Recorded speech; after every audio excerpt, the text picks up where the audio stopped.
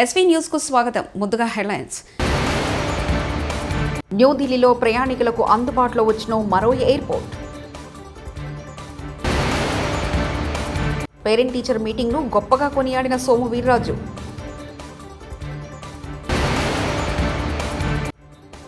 CM చంద్రబాబుకు ధన్యవాదాలు తెలిపిన బొత్స.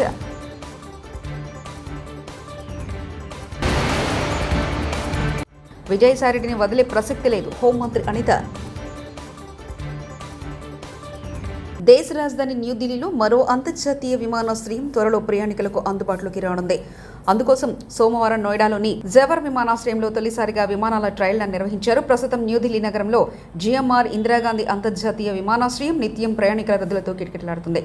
ఈ నేపథ్యంలో విమాన ప్రయాణికుల సౌలభ్యం కోసం ఢిల్లీ సమీపంలోని నోయిడా శివార్లో జవహర్ వద్ద అధునాతన హంగులతో అత్యాధునిక సదుపాయాలతో మరో అంతర్జాతీయ విమానాశ్రయాన్ని కేంద్ర ప్రభుత్వం సిద్ధం చేస్తుంది. అధికారికంగా తెలంగాణ చిహ్నం మార్చలేదు. ఇప్పటివరకు తెలంగాణ తల్లి విగ్రహం అధికారికంగా లేదు. ఇప్పుడు చేసిందే అధికారిక తెలంగాణ తల్లి విగ్రహం అంటూ మంత్రి పొన్నం ప్రభాకర్ అన్నారు. జరగలేదు అధ్యక్ష, చర్చకు జరుగుతూ ఉంది.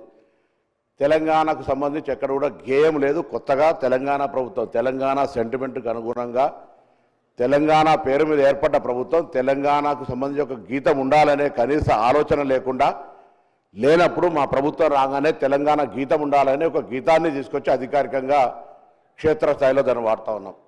అదేవిధంగా ఇప్పుడున్నటువంటి విగ్రహాలు ఎక్కడైతే తెలంగాణ తల్లి విగ్రహాలు అని పెడతా ఉన్నారో అవన్నీ ఒక పార్టీకి సంబంధించిన అప్లికేటెడ్ తప్ప నా శాసనసభలో కానీ ప్రభుత్వ పరంగా కానీ ఎక్కడ తెలంగాణ తల్లి విగ్రహం అనేటువంటిది అధికారికంగా లేదు. ఈరోజు తెలంగాణ ప్రభుత్వం అధికారికంగా తెలంగాణ తల్లి విగ్రహాన్ని అధికారికంగా మన సచివాలయమైనటువంటి డాక్టర్ బాబాసాహెబ్ అంబేద్కర్ సచివాలయంలో అందరికీ కనబడే విధంగా పరిపాలన బాగుండాలి, తెలంగాణ స్ఫూర్తిదాయకంగా ఉండాలని ఈరోజు తెలంగాణ తల్లి విగ్రహాన్ని సెక్రటరీ దగ్గర ఉన్న తెలుగు తల్లి ఫ్లైఓవర్ పేరును తెలంగాణ తల్లి ఫ్లైఓవర్ గా మార్చాలి. కాంగ్రెస్ ఎమ్మెల్సీ తీర్మానం మల్లన్న. ఇక్కడ సెక్రటేరియట్ దగ్గర మనం 17 అడుగుల విగ్రహాన్ని పెట్టుకుంటా ఉన్నాం. దాని ముందే తెలుగు తల్లి ఫ్లైఓవర్ అని ఉంది అధ్యక్ష. దాన్ని దయచేసి తెలంగాణ తల్లి ఫ్లైఓవర్గా మారిస్తే సంపూర్ణంగా ఉంటుందని చెప్పి నా అభిప్రాయం అధ్యక్ష. ఎందుకంటే ఆ తల్లిని ఈరోజు అది జరిగితే ఇంకా బాగుంటుంది అనేది గౌరవ మంత్రివర్యులకు తమరి ద్వారా తెలియజేస్తా ఉన్నాం అధ్యక్ష. మంత్రులు ప్రోటోకాల్ పాటించడం లేదు. నేను శాసనసభ్యున్నా కదా, నేను అసెంబ్లీలో మాట్లాడకూడదా? మంత్రులంటే మాకు అభిమానం, అలానే మా మీద కూడా అభిమానం ఉండాలి కదా అంటూ బీజేపీ ఎమ్మెల్యే పాడి రాకేష్ రెడ్డి వ్యాఖ్యానించారు. ఒకటి ప్రోటోకాల్ అధ్యక్ష, ఇదే లేనప్పుడు మాట్లాడటం ఎందుకు? శాసనసభ్యులమే కానప్పుడు మాట్లాడటం ఎందుకు? గౌరవనీయులు మీరందరంటే గౌరవం, మీరంటే అభిమానం, కానీ మీరు కూడా అభిమానం చూపించాలి కదా అధ్యక్ష. ఇప్పుడు మీరంటే గౌరవం అధ్యక్ష, మంత్రులంటే అభిమానం, మంత్రులంటే గౌరవం, సాటి శాసనసభ్యులంటే గౌరవం, కానీ వాళ్ళు మమ్మల్ని గౌరవించకపోతే మేమెట్లా గౌరవించాలి అధ్యక్ష?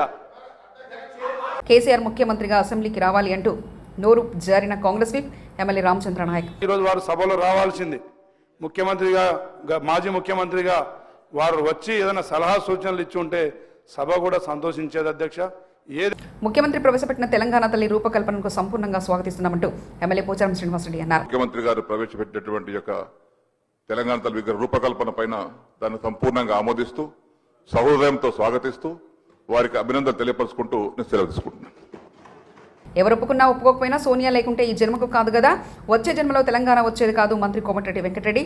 కేసీఆర్ మీ పిల్లలకు మర్యాద నేర్పించు, టీషర్ట్లు వేసుకుని రోడ్ల మీద లొల్లి పెడుతున్నారంటూ మంత్రి కోమటిరెడ్డి వెంకటరెడ్డి వ్యాఖ్యానించారు. మీ పిల్లలకు నేర్పి ఆ పిల్లలు బయట టీషర్ట్లు వేసుకొని రోడ్ల మీద లొల్లి పెడుతున్నారంట. అందుకే అధ్యక్ష మీ ద్వారా సోనియా గాంధీ పుట్టినరోజును డిసెంబర్ 9న పర్వదినంగా జరపాల్సిన బాధ్యత తెలంగాణ ప్రభుత్వం మీద ఉందని, టీఆర్ఎస్ పార్టీని బీఆర్ఎస్ పార్టీగా మార్చొచ్చు కానీ తెలంగాణ తల్లి విగ్రహం మార్చొద్దా? తెలంగాణ తల్లి విగ్రహంలో హస్తం గుర్తు ఉంది అంటున్నారు, కానీ అది తల్లి ఆశీస్సులు ఇస్తున్నట్లుందంటూ సిపిఐ ఎమ్మెల్యే కూనంనేని సాంబశివరావు అన్నారు. ప్రత్యేక ఎలా ఉంటుంది? బంగారం ఎప్పుడు బంగారపు మెడలు, లేకపోతే బంగారపు వడ్రాణాలు, లేకపోతే ఇటువంటి కాదు కదా. సామాన్యులకు అందుబాటులో ఉండే రూపమే తల్లి రూపం. హస్తం అంటే వారు అభయహస్తం అన్నారు, నేనేమో ఆశీస్సులు అంటున్నాను. ఒక తల్లిగా ఆశీస్సులు ఇస్తా ఉన్నారు. అందువలన ఆ విధమైనటువంటి ఈ అన్ని అంశాలని గమనంలో తీసుకుని ఈ ప్రతిరోజు తెలంగాణ ఈ డిసెంబర్ 9న గొప్ప పర్వ దినోత్సవంగా జరపాల్సినటువంటి బాధ్యత ప్రభుత్వంగా తీసుకోవాలని రాష్ట్ర వ్యాప్తంగా ఈ నెల 7న జరిగిన మెగా పేరెంట్ టీచర్ మీటింగ్ పై బీజేపీ జాతీయ నాయకులు సోము వీరాజు స్పందించారు. సోమవారం మీడియాతో మాట్లాడుతూ ఈ నెల 7న స్కూల్లో పేరెంట్స్ కమిటీ సమావేశాలు గొప్పగా జరిగాయన్నారు. పేరెంట్స్ కమిటీ ఏర్పాటు చేసి శిక్షణా తరగతులు ఇవ్వాలని కేంద్ర ప్రభుత్వం ఎప్పుడూ ప్రకటించిందని తెలిపారు. గత ప్రభుత్వంలో ఈ తరహా పేరెంట్స్ మీటింగ్ ఎప్పుడు జరగలేదన్నారు. కూటమి ప్రభుత్వం నిర్వహించిన పేరెంట్స్ మీటింగ్ దేశంలో గొప్పగా నిలిచిందని కొనియాడారు. రాష్ట్రంలో కూటమి ప్రభుత్వం అధికారంలోకి వచ్చాక వైసీపీ నేతలు ఎన్నో మాటల తూటాలు పేలారు. ప్రభుత్వం చేస్తున్న అభివృద్ధి పనులను కూడా ఎన్నోసార్లు తప్పుపెట్టారు. వైసీపీ పాలనే బెటర్ అంటూ పోకట్టుకుపోయారు కూడా. ఇప్పుడు తాజాగా ప్రభుత్వం నిర్వహించిన మెగా పేరెంట్ టీచర్ మీటింగ్ను ఉద్దేశిస్తూ ఎమ్మెల్సీ బొత్స సత్యనారాయణ పలు వ్యాఖ్యలు చేశారు. సోమవారం మీడియాతో మాట్లాడిన ఎమ్మెల్సీ ముఖ్యమంత్రి చంద్రబాబు నాయుడు కూటమి ప్రభుత్వానికి ధన్యవాదాలు తెలియజేశారు. వైసీపీ హయాంలో నాడు నేడు కార్యక్రమంలో చేపట్టిన అభివృద్ధి పనులు పేరెంట్ టీచర్ మీటింగ్లో కనిపించాయంటూ కామెంట్స్ చేశారు. ప్రజలు కానీ రైతులు అందరం కూడా ఒకేసారి ఏగా వచనంతో గొంతెత్తి ఆ వైఫల్యాన్ని చాటే. దాని మీద ప్రభుత్వం నిర్దేశమైన విధానం తీసుకోవాలని రంగుమార్పు ఏదైతే తెలిసిన ధాన్యాలు ఉన్నాయో ఆ తేమ మీద మరి ఒక విధానాన్ని తీసుకొని రైతాంగం ఇబ్బంది పడకుండా మరి దళాలకి అవకాశం లేకుండా వెసులుబాటు చేయాలని మరి కోరుతూ ఈ నెల 13వ తేదీ నాడు జిల్లా కలెక్టర్కి వినతిపత్రం ఇవ్వాలని ప్రజాప్రతినిధులు అందరం నిర్ణయించుకున్నాం. ఆ దశగా 13వ తారీఖు నాడు ఏ జిల్లా కలెక్టర్ ఆ జిల్లా ఉన్న పెద్దలందరూ వెళ్ళి జిల్లా అధ్యక్షుల ఆధ్వర్యంలో ఆ కార్యక్రమం చేయాలనే దానికి పెట్టాం. దీంతోపాటు ఏదైతే రైతుకి ఆసరాగా గత ప్రభుత్వం ఇచ్చిన 13,500 రూపాయలు కాకుండా 20,000 రూపాయలు ఇస్తామని మరి ప్రభుత్వం చెప్పిందో దాన్ని ఎంతవరకు దాన్ని ఆచరణలో తీసుకురాకపోవడం వల్ల మరి మొన్న జరిగిన పంటలు వేసుకున్న నేపథ్యంలో కానీ లేదు కొత్త పంటలు వేసుకుంటున్న నేపథ్యంలో కానీ ప్రజలు ఇబ్బంది పడుతున్న పరిస్థితుల్లో ఓసారి దాని మీద ప్రభుత్వానికి మీద ఒత్తిడి తీసుకొచ్చి ఆ డబ్బులు మరి రిలీజ్ చేసి ప్రజలందరి ఏర్పాటుని రైతాంగానికి ఇచ్చి ఏర్పాటు చేయాలనేది మరి ఆలోచన. ఇంతకుముందు మా ప్రభుత్వం ఉన్నప్పుడు వైసీపీ ప్రభుత్వం ఉన్నప్పుడు ఏదైతే బీమా సౌకర్యం ఉండేదో అంతకుముందు ప్రభుత్వం రైతాంగం భాగస్వామ్యం ఉండేది. అది కాకుండా ఈ క్రాప్ చేసుకున్న ప్రతి రైతుకి ప్రతి పంటకి ప్రభుత్వమే దాని బీమా కట్టింది 100%. దానివల్ల ఏదైనా అకాలమైన ఏమైనా ప్రకృతి వైపరీత్యాలు వస్తే కరువు వచ్చినా కాటకం వచ్చినా వరద వచ్చినా వర్షం వచ్చినా పంట కానీ పోతే మరి నష్టపరిహారం అందేది 100%. ఇప్పుడు ఈ మధ్యకాలంలో ఆ కార్యక్రమం లేకపోవడం వల్ల రైతాంగం ఇబ్బంది పడుతున్నారు. మళ్ళీ దాన్ని పునరుద్ధరించాలనే విషయాన్ని కూడా ప్రభుత్వం దృష్టికి తీసుకురావడం ఈ ముఖ్య ఉద్దేశం. ఆ నేపథ్యంలోనే మరి 27వ తారీఖు నాడు మరి ఏదైతే రాష్ట్ర వ్యాప్తంగా ట్రోప్ ఛార్జ్ అనే పేరు మీద సుమారు ఈ నెల అయితే 58 పైసలు, వచ్చే నెలలో అయితే ₹5 ఆ వచ్చే నెలలో అయితే ₹20 పైసలు, ఆ రకంగా సంవత్సరాంతం కూడా ప్రతి వినియోగదారుడి మీద సుమారు ₹20 నుంచి ₹25 పైసలు అధికంగా ఒక్కొక్క వినియోగదారుని యూనిట్కి చిన్న పెద్ద తేడా లేకుండా ఏవైతే 6 స్లాబ్లు ఉన్నాయో 6 స్లాబ్లకి మరి దీన్ని పెంచడం అనేది చాలా ఇది అన్యాయము, చాలా ప్రజలు మోసం చేయడం, వాళ్ళు ఇబ్బంది పడుతున్న నేపథ్యం. మరి ఎందుకంటే ఎన్నికల ముందు వచ్చి మాట ఇచ్చింది ప్రభుత్వం, 1 పైసా విద్యుత్ ఛార్జీ పెంచము, దాన్ని మేము ఇంకా ధాన్యమైన విద్యుత్ ఇస్తాము అని చెప్పిన నేపథ్యాన్ని చూసా. మరి ఒకసారి తెలియచెప్తూ ఏదైతే పెంచిన ఈ ట్రోప్ ఛార్జీలు 15,000 కోట్ల రూపాయలు ఉన్నదో 9,000 కోట్లు 6,000 కోట్లు ఈఆర్సీ ఇచ్చిన ఏదో ఫైండింగ్స్ ఉన్నాయో అది ప్రభుత్వమే చెల్లించాలని, ప్రభుత్వమే దాన్ని సర్దుబాటు చేయాలని, ఇచ్చిన ఆర్డర్ని మరి రోల్ బ్యాక్ చేసుకోవాలని మరి డిమాండ్ చేస్తూ అన్ని జిల్లా ఎస్సీ ఆఫీసుల దగ్గరికి వెళ్ళి వాళ్ళకి వినతిపత్రం ఇవ్వాలని మరి నిర్ణయించాం. దాంతోపాటు ఎక్కడైతే డిస్కౌంట్స్ ఉంటాయో కాకినాడ సెస్ పోర్టు యాజమాన్యాన్ని బెదిరించి వాటాలు లాక్కున్న విజయసాయిరెడ్డిని వదిలే ప్రసక్తి లేదని హోంమంత్రి అనిత తేల్చి చెప్పారు. దోపిడీ బయటకు వస్తుందన్న భయంతో సీఎం చంద్రబాబుపై నోటికొచ్చినట్లు మాట్లాడితే సహించబోమని హెచ్చరించారు. విజయవాడ జిల్లా జైలును సందర్శించిన హోంమంత్రి అక్కడి పరిస్థితులు సదుపాయాలపై ఆరా తీశారు. జైలులో ఖైదీల పట్ల ఒకేలా వ్యవహరించాలని, నిబంధనలు తప్పితే చర్యలు తీసుకుంటామని ప్రకటించారు. 6,000 కోట్ల రూపాయలున్న పోర్టుని 594 కోట్ల రూపాయలకి ఎలాగైతే పీకల మీద కత్తిపెట్టి రాయించుకున్నాడో ఆ విషయాలన్నీ ప్రజలకు తెలియచేయడం అయింది.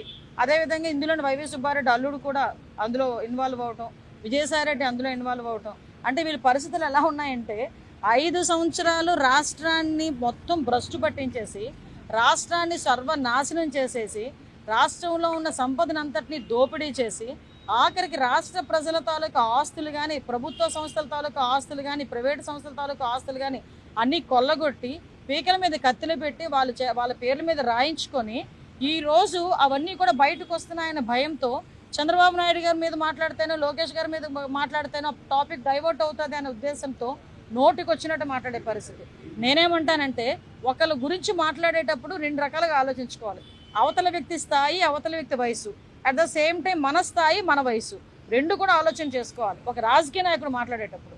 అటువంటిది అతని స్థాయి, అతని వయసుని మర్చిపోయి ఏదో నోటికి వచ్చినట్టు చిల్లరగా తిరిగే వాళ్ళు మాట్లాడినట్టు కూడా సొసైటీలోకి ఒక రెప్యుటేషన్ పోస్ట్లో ఉండి మీడియా ముందు మాట్లాడేటప్పుడు కూడా నోటికి వచ్చినట్టు మాట్లాడటం అనేది అతని తాలూకా దాన్ని ఏమంటారంటే నైతికతకి మనం ఒక వదిలేయాలి. అదొక నిదర్శనంగా మనం భావించుకోవాలి. అట్ ద సేమ్ టైం నేనేమంటానంటే ఈరోజు నువ్వు ఎన్ని రకాలుగా చంద్రబాబు నాయుడు గారిని తిట్టు, చంద్రబాబు నాయుడు గారి మీద బురద జల్లు, పవన్ కళ్యాణ్ గారికి మాకు ఏదో మధ్యలోని చిచ్చు పెట్టాలని ప్రయత్నం ఎన్ని చేయి, కానీ నిన్ను మాత్రం వదిలిపెట్టేది లేదు. ఆ విషయం మాత్రం మర్చిపోమాక. ఎంతమంది మీదకి నువ్వు వెళ్ళి ఎన్ని బురద జల్లాలని ప్రయత్నం చేసినా రేపు నా గురించి నువ్వు ఎన్ని మాట్లాడినా కూడా నేను కూడా భయపడేది ఏం లేదు. ఎందుకంటే ఈరోజు ప్రజల సొమ్ము తిన్నావు, ప్రజల సొమ్ము తిన్నారు మీరందరూ కలిపి. ఈరోజు చాలా ఆస్తులు కొల్లగొట్టారు. ఈ విషయాల మీద విచారణ జరుగుతుంది. ఈ విచారణలో వెళ్తుంది కాబట్టి ఎందుకు నీకు అంత భయం ఏంటి? నిజంగా నువ్వు చేయలేదనుకో ఎంక్వైరీ చేసుకోమని చెప్పు. దాని గురించి మాట్లాడటం అనేది చంద్రబాబు నాయుడు గారు వయసు గురించి ఎందుకు మాట్లాడతాడు ఈయన అసలు నాకు అర్థం కాదు. పవన్ కళ్యాణ్ గారు గురించి చంద్రబాబు నాయుడు గారి గురించి మధ్యలో చిచ్చు పెట్టడానికి ఎందుకు మాట్లాడతాడు ఈయన? అరే నువ్వు బయటకు వచ్చావు, మేము ఆరోపిస్తున్నాం కొన్ని సందర్భాల్లో. ఆరోపణలకు విషయం చెప్పు. ఈ రోజు నా మీద ఎవరైనా ఆరోపించారనుకోండి, ఆ ఆరోపణలకు నేను సమాధానం చెప్తాను. దాని గురించి మాత్రం మాట్లాడరు వీళ్ళు. వెంటనే టాపిక్ డైవర్ట్ చేసి మాట్లాడే పరిస్థితి. లాస్ట్ 5 సంవత్సరాలు చేసి 11 తెచ్చుకున్నారు. మళ్ళీ ఈ 5 సంవత్సరాలు ఇదే కనుక చేస్తే 11 కూడా. రేవంత్ రెడ్డి ప్రభుత్వంపై దుమ్మెత్తి పోసిన ఆశా వర్కర్లు మిమ్మల్ని ఎంత ఇబ్బందులకు గురి చేశాడో అంతకంతకు అనుభవిస్తారంటూ ఆశా వర్కర్లు వార్నింగ్ ఇచ్చారు. రేవంత్ రెడ్డి పోలీసు వాళ్ళతో మమ్మల్ని కొట్టించి మమ్మల్ని రోడ్డుపైకి లాగించాడు. రేవంత్ రెడ్డి మేనిఫెస్టోలో ఆశా వర్కర్లకు ఇచ్చిన హామీలు నెరవేర్చాలని, లేదంటే తమ తడాకా చూపిస్తామంటూ ఆశాలు ఆరోపించారు. మీరు ఎక్కడున్నారో దయచేసి మీరు ఎక్కడున్నారో మీరు మేనిఫెస్టోలో పెట్టిన 18,000 జీతము మీరు అమలు చేసేదాకా ఆశా వర్కర్ ఇదే తద్దరిలో మాట్లాడతాము. సారీ ఇలా మీరు పోలీసు వాళ్ళని పెట్టి అరెస్ట్ చేయించుండొచ్చు, కానీ అరెస్ట్ చేయించారు, కొట్టిపించారు. మా ప్రాణాలను ఎంత నిర్దాక్షంగా రోడ్లపై దిగజారదీసారో అంతకింత అనుభవిస్తారు సార్. మేము ఎలా చెప్పి మేము కమిషనర్ ఆఫీస్కి వచ్చాము, మేము వినతి పత్రం ఇవ్వడానికి వచ్చాము. మేము ధర్నాకు రాలే, ఒకరు దోపిడీ చేయలే, ఒకరు ఇల్లు దోషం రాలే. ఇలా ఏ కేసు పెడతామో పెట్టించు, కానీ మేనిఫెస్టోలో ఉన్న 18,000 జీతం అమలు కావాలి, నాకు ఉద్యోగ భద్రత కావాలి. ఆ 2 అయ్యేంత వరకు ఆశ ఏంది, ఆశ తడాకేందో చూపిస్తాం. ఇలా మమ్మల్ని ఎంత దెబ్బ కొట్టిపించినామో అంతకంత మేము తీర్చుకుంటాం. న్యూఢిల్లీలో ప్రయాణికులకు అందుబాటులో వచ్చిన మరో ఎయిర్పోర్ట్. పేరెంట్ టీచర్ మీటింగ్ను గొప్పగా కొనియాడిన సోము వీర్రాజు.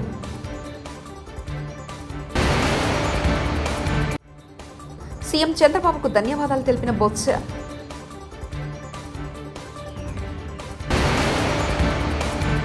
విజయసాయిరెడ్డిని వదిలే ప్రసక్తి లేదు, హోంమంత్రి అనిత.